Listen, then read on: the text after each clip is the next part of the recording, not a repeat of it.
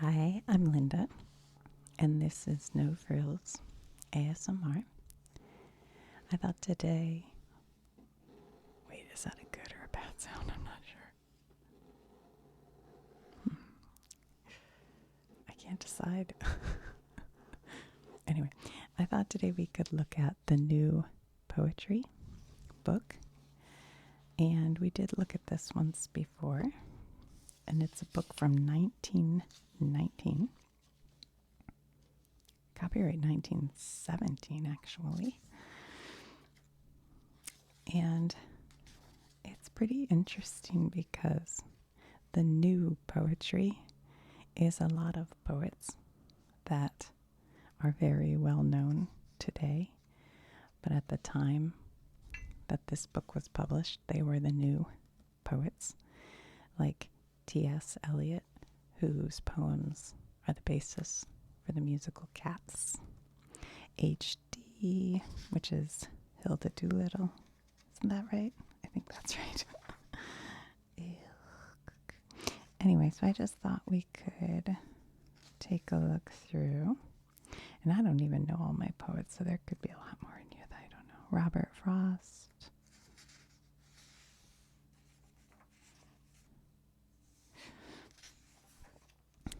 So we'll just kind of take a look-see. Carl Sandburg, Ezra Pound. And see if we see a poem we want to read. I don't want a super long one. Just something shorter. Robert Frost, there's Frost. I don't remember what I read last time, honestly. What is this? Who is this? John Gould Fletcher. Like him whose spirit. Okay, let's see what this is. I have no idea. Like him whose spirit in the blaze of noon still keeps the memory of one secret star, that in the dusk of a remembered June thrilled the strange hour with beauty from afar, and perilous spells of twilight snare his heart, and wistful moods his common thoughts subdue, and life seethes by him utterly apart. Last night I dreamt, today I dream of you. Gleams downward strike, bright bubbles upward hover. Through the charmed air, far sea winds cool my brow. Invisible lips tell me I shall discover today a temple, a mystery, a vow. The cycle rounds, only the false seems true. Last night I dreamed, today I dream of you. Did you notice I said dreamt one time and dreamed? I realized dreamed was what I should have said for the rhyme. Arizona poems. That was pretty nice. I don't know. It's a love poem, I guess. A Gift by Amy Lowell. See, I give myself to you, beloved. My words are little jars for you to take and put upon a shelf. Their shapes are quaint and beautiful, and they have many pleasant colors and lusters to recommend them. Also, the scent from them fills the room with sweetness of flowers and crushed grasses. When I shall have given you the last one, you will have the whole of me, but I shall be dead. Whoa. Whoa. Apology. How long is that? Apology. Be not angry with me that I bear your colors everywhere, all through each crowded street, and meet the wonder light in every eye as I go by.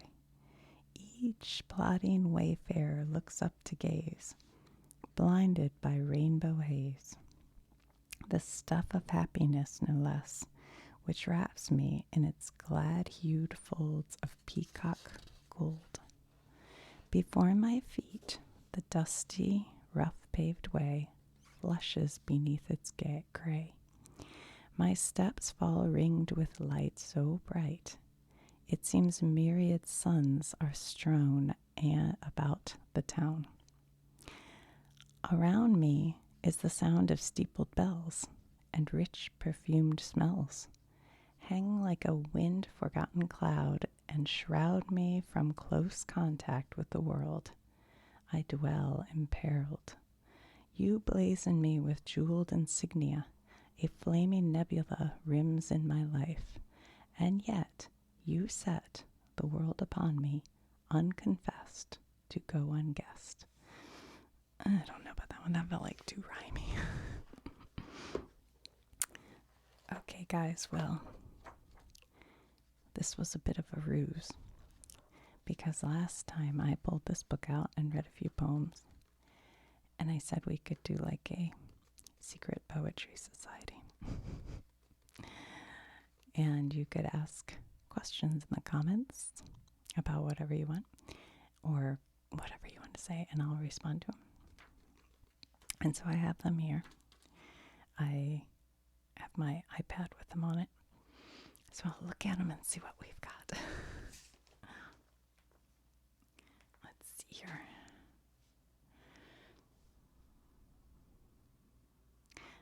Did you see that? Whoops. That's the chat group with my family. Best family ever, with a little camping tent.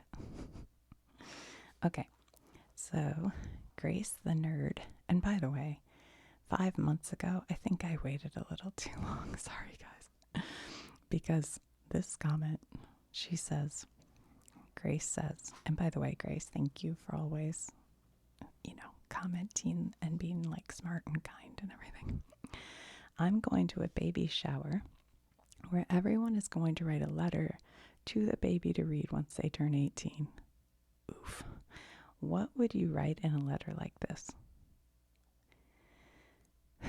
Oh gosh. I think as someone with teenage children, you might have good perspective.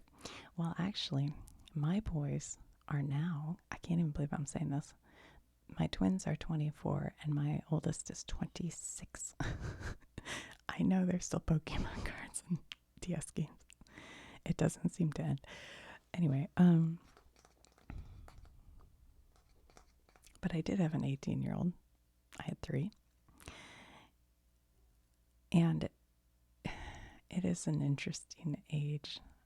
I was pretty lucky that my boys, we had boy typical things, but for the most part, like, we were pretty close and, got along and everything. So I was kind of lucky like that. I did have one son who moved out when he was 18, but he just was adult. Like, I don't know how to explain it. It wasn't that he was mad at us or hated. He just wanted to be like on his own. And I was like, okay.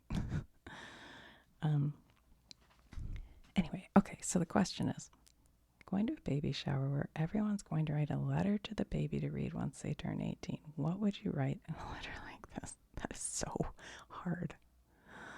That is so hard. I would probably tend towards, it depends on how close you are really with the family maybe, but I have a feeling I would tend towards trying to put some humor in it because that's just how I am. So I think I would say something like, "Dear baby who is now an adult," who I don't know anything about. The fact that your parents are asking me to write you an essay to bring to a baby shower is showing me that they are going to expect a high level of, what's the word I'm looking for? Of perfection, maybe? I don't know, from you. And what I want you to know is that in life, perfection is not needed or necessary. And what most people really, truly want, no matter what they're saying and no matter what expectations they have, what they really, truly want is for you to be happy and to find peace and contentment and happiness in your life. So try to let go of it when you make a mistake and learn from it and try to. I'm sorry, there's a leaf blower outside my window that's distracting me. But, just try to find happiness that. And here's something that I think a lot of teenagers in particular, they think that the adults in the world care so much about what they're doing. And it's because anytime you meet an adult when you're a teenager, they say things like, what are you going to do for college? Or what are you going to do after high school? Or what job are you doing? They ask a million questions like that.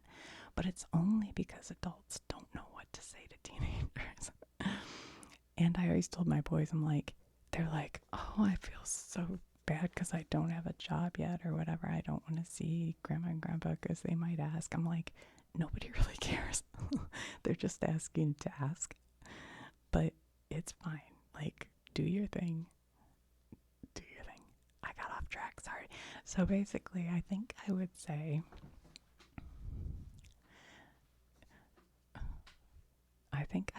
don't worry about what other people think because nobody really cares what you're doing. Just try to find your happiness. I think that would be what I'd say to a kid. I don't know. I'd have to work on that. I'm sorry, Grace. I should have thought this through. But that is definitely where I'd come from to any teenager. I think teenagers think adults care so much about what they're doing, and the reality is, I'm not saying they don't care, but really they just want you to be happy. All right, what's this one? What a great book to have. Yeah, it is. I appreciate you showing it to us. No problem. Your videos are a firm part of my weekday evening decompressing after work for at least a year now. Thanks a million. Daniel, what's going on the weekends, my friend? Why aren't we watching on the weekend? No, I'm just kidding. Your weekday decompressing. Well, I love that.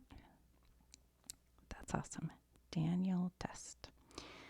Sorry if I shouldn't read your names, guys. Okay, Terry. Watch throughout the whole video.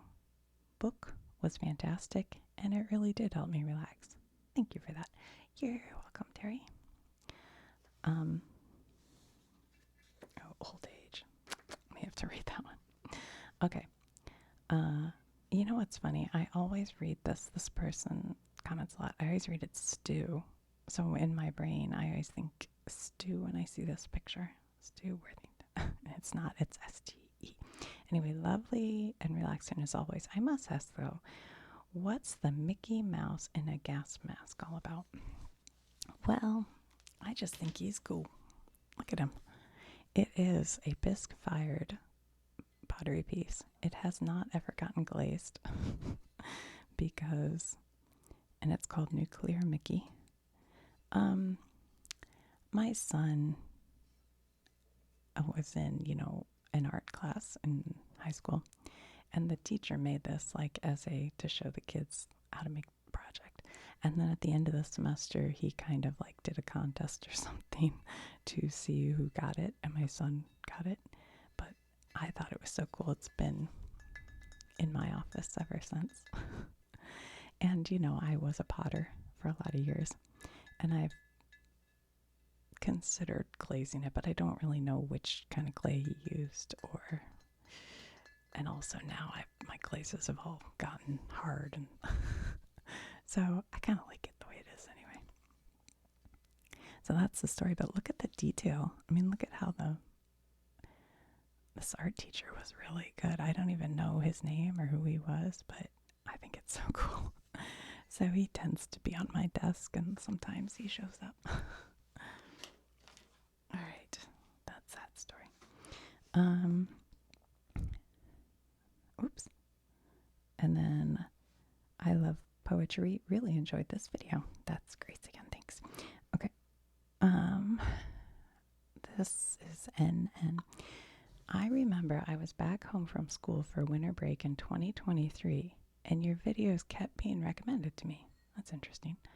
I have no idea what makes a video get recommended or whatever. I subscribed and kept watching, and now I'm back home for break again this year. Made me realize I've watched almost every video you've posted this past year. Wow, that's a lot of videos. Thank you for making so much consistent and great content. Aw, thank you so much. That comments like this and like Grace's here, that's really what makes me go, oh, I gotta make a video today, because I know that there's some people who watch every day. And I'm like, okay. So even if I have like nothing really planned, I'll just go, I'll do a word search or something. Okay. Is that Mickey Mouse with a gas mask on? Yes, Shrimpy Williams. It is.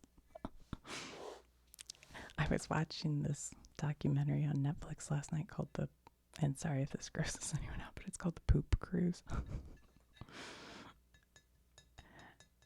It wasn't a Disney cruise, but I thought, oh, I'd need a gas mask to do that. All right, let's see, is she on both pages? Yeah, okay. Suzanne Ann, and this person comments because I remember that cute picture. I absolutely adore poetry, and I love that idea you mentioned. I'm quite intrigued and willing to participate if you decide to peruse it further. I'd love for you to do it. I think being in that little community and secret would be awesome. Yeah, I bet you this video only gets like, not very many views, because anytime I do poetry, it's like, wonk. So yeah, it'll be like a secret. Yeah, so I'll do it again. If you want to write anything, I'll do it again. Okay. You know what else is interesting? This part is hollow, but I think it feels pretty solid. And when you fire something like that, usually you get cracks. I don't know, it must not be solid. Anyway, I have a request. Says Chi Chenmai, could you do a video talking about Magellan and his expedition? I love your videos about Rome. Keep it up. Yeah, I don't know anything about Magellan, but I bought for my dad one of those Who Was books about Magellan, and he still had it and was reading it last time I was in Tennessee. But next time I'm there, if my mom still has it, she may have donated it to the library. I don't know, but I'll try to grab it.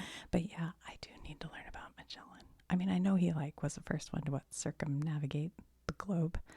It would be fun because I could pull out my globe, although the one I have right now is too big. I don't know, but yes. Yeah. In fact, hold on. I'd have to move that. I need to put it in my notebook. I think it might already be in my notebook. I think I wrote it down when you said that. So yeah, I'll look into that. But you are the reason I ordered my dad the book, because I was like, I'll read it while he has it, but then I didn't have a chance to read it because we were traveling. All right, JML, another great video, Linda. Thank you. That's very nice. Always liked Roger. Okay, I'm not going to read this person's comment because I know that they have said bye to me and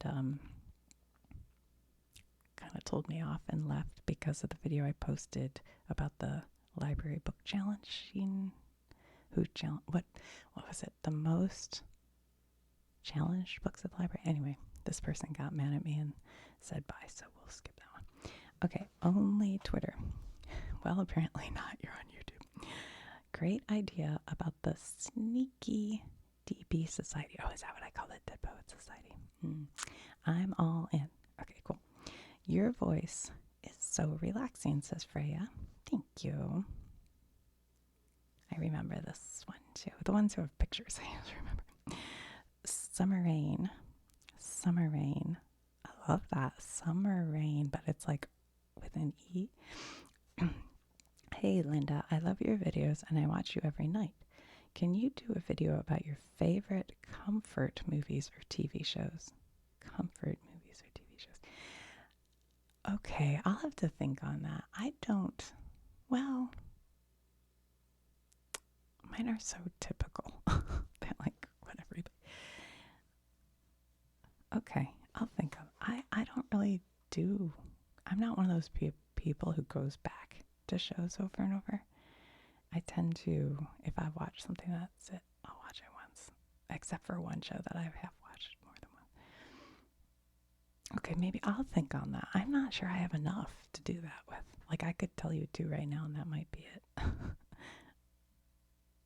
But I'll think about it. Okay. I love poetry. This is Violet.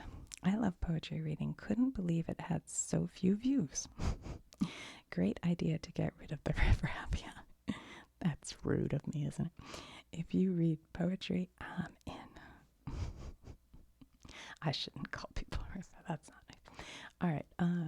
Shrimpy Williams. If you want to form a little poetry community, then starting a Discord server would be a good place to start. I don't even know what that means. I only know of Discord because I've heard my son mention it because he's in like gaming or airsoft communities, and I think there's Discords. He'll sometimes say, "Oh my God, you won't believe this stuff," but yeah, I don't know. That I'm just stuck with this, guys. All right, Prescott says, "Why does Mickey have a gas mask on? Like he's about to go back to World War One? He'll do what it takes. He'll do what he has to do. He's nuclear, not World War One. He's ready for World War Three, unfortunately." And then this last one, I don't know. Nice work, Lynn, spelled Lyn. Excuse me. I want you to know you are really nice to listen to, and I think you're fire. Sky burning up. All right. Well, that's nice. All right. So there we go. So if you have any other questions, it might take me 5 months to get back to you. We shall see. Maybe not. Maybe I'll do it quicker. All right, what else should we read? We need to read like at least one more, don't we?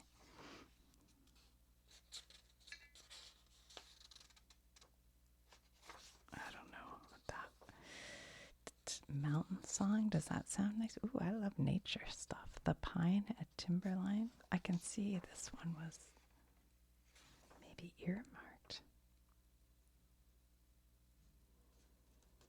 Okay, this is like a poem to the pine at Timberline, but also, always has dual meaning. What has bent you, warped and twisted you, torn and crippled you?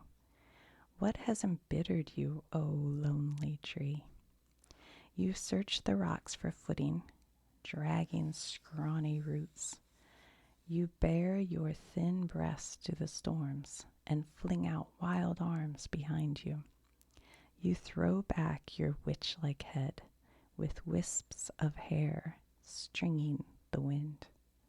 You fight with the snows. You rail and shriek at the tempests.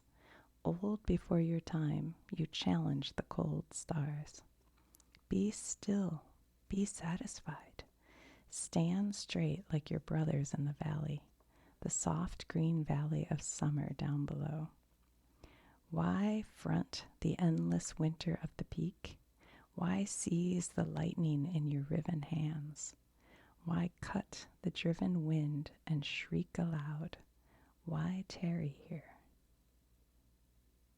I think I like that one. I'd have to think on this ending. Why tarry here? But I definitely like because I could picture that pine so vividly in my mind.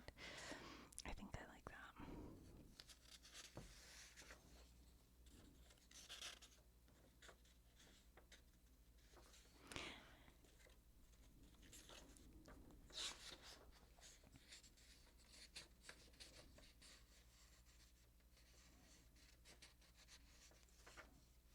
What does that one say?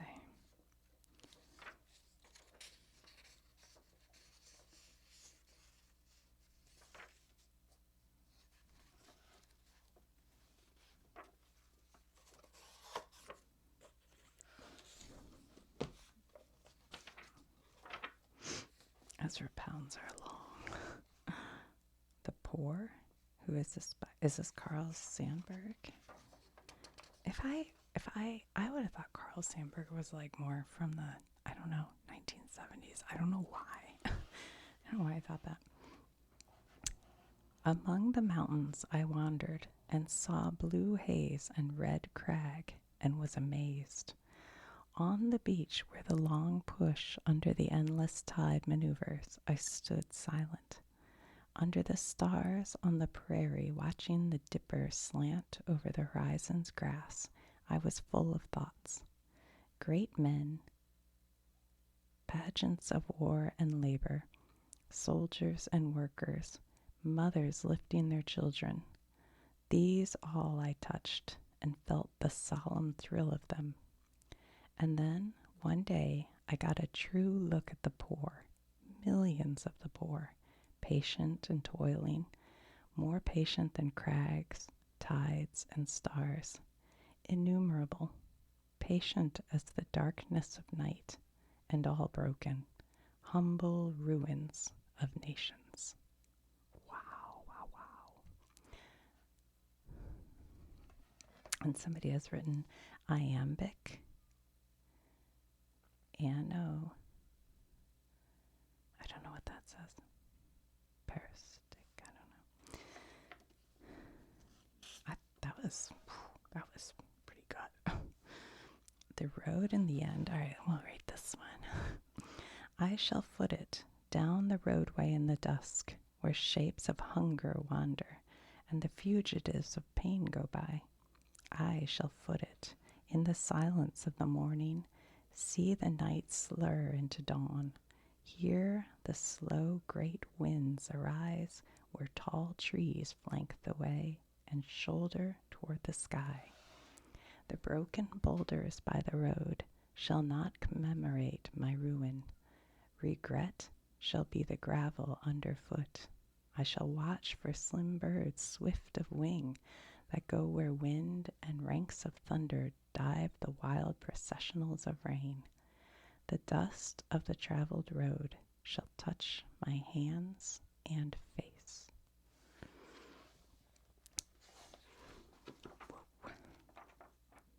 Okay, let's do one more short one here. What is this?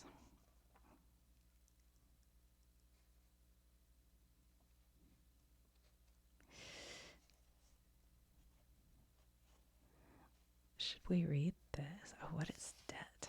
Okay, Sarah Teasdale. Debt.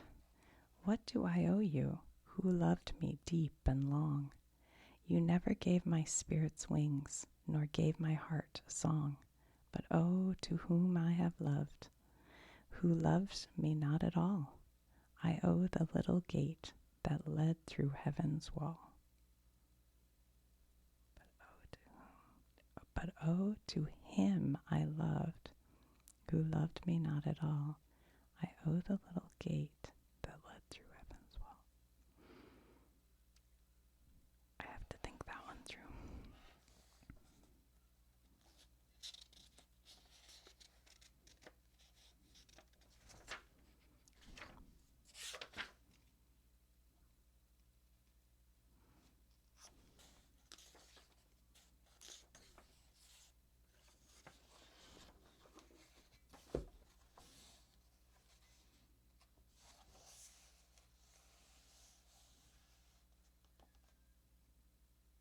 All right, let's see what this is. John Hall Wheelock. It's called Spring. Sounds happy. I wanted to end on a happy one. The air is full of dawn and spring. Outside the room I see a swallow, like a shaft of light, shift sideways suddenly. There's no room for death at all, in earth or heaven above. He never yet believed in death, who ever learned to love. Build me a tomb when I am dead, but leave a window free, that I may watch the swallow's flight and spring come back to me. Build me a tomb of steel and stone, but leave one window free, that I may feel the spring come back and you come back to me. It wasn't as happy as I hoped. Man, these people are all lovelorn, aren't they?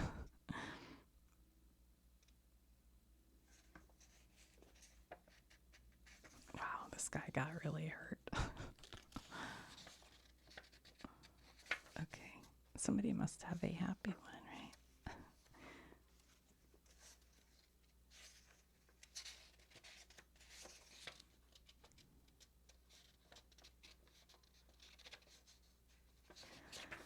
Ooh, I don't know about that one. Okay, William Carlos Williams. What you got for us, William?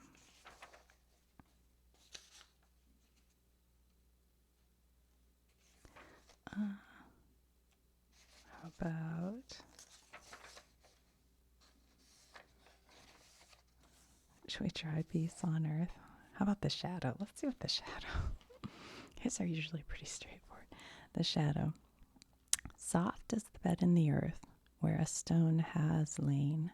So soft, so smooth, and so cool. Spring closes me in with her arms and her hands. Rich is the smell of new earth on a stone that has lain breathing the damp through its pores.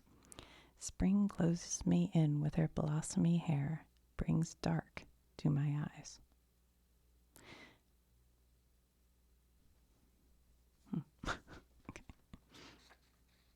Okay, let's see this one. Metric Figure by WCW. There is a bird in the poplars. It is the sun. I like the exclamation point. That's got to be a happy poem. The leaves are little yellow fish swimming in the river. Oh, I can picture that. The bird skims above them. Day is on his wings. Phoenix. It is he that is making the great gleam among the poplars. It is his singing outshines the noise of leaves clashing in the wind.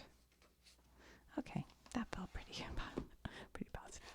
A phoenix. All right, guys. Well, I will talk to you soon.